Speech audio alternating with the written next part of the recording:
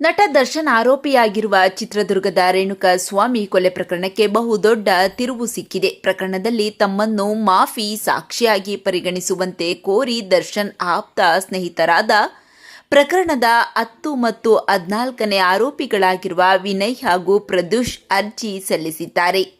ಹೀಗಾಗಿ ಈ ಪ್ರಕರಣದಲ್ಲಿ ಪರಪ್ಪನಗ್ರಹಾರ ಜೈಲು ಸೇರಿರುವ ನಟ ದರ್ಶನ್ಗೆ ಈಗ ಹೊಸದೊಂದು ಸಂಕಷ್ಟ ಎದುರಾಗಿದ್ದು ತೀವ್ರ ಆತಂಕವನ್ನು ಸೃಷ್ಟಿಸಿದೆ.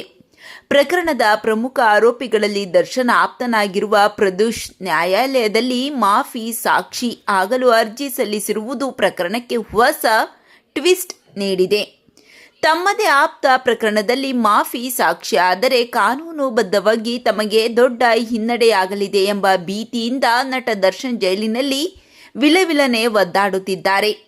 ಪ್ರದ್ಯೂಷ್ ಅರ್ಜಿ ಸಲ್ಲಿಸಿದ ಸುದ್ದಿ ತಿಳಿಯುತ್ತಿದ್ದಂತೆ ದರ್ಶನ್ ಸೇರಿದಂತೆ ಪ್ರಕರಣದ ಎಲ್ಲ ಆರೋಪಿಗಳ ಎದೆಯಲ್ಲಿ ನಡುಕ ಶುರುವಾಗಿದೆ. ಗುರುವಾರ ರಾತ್ರಿ ಜೈಲು ಸಿಬ್ಬಂದಿ ನೀಡಿದ ಊಟವನ್ನು ಮಾಡದ ದರ್ಶನ್ ತೀವ್ರ ಚಿಂತಾಕ್ರಾಂತರಾಗಿ ಏಕಾಂಗಿಯಾಗಿ ಕುಳಿತಿದ್ದರು.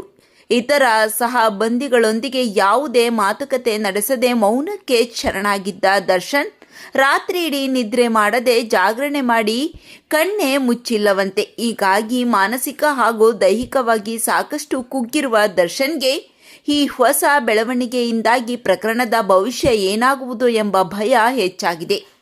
ನಟ ದರ್ಶನ್ ಅವರ ಬಗ್ಗೆ ನಿಮ್ಮ ಅನಿಸಿಕೆಗಳನ್ನು ಕಾಮೆಂಟ್ ಮಾಡಿ ತಿಳಿಸಿ.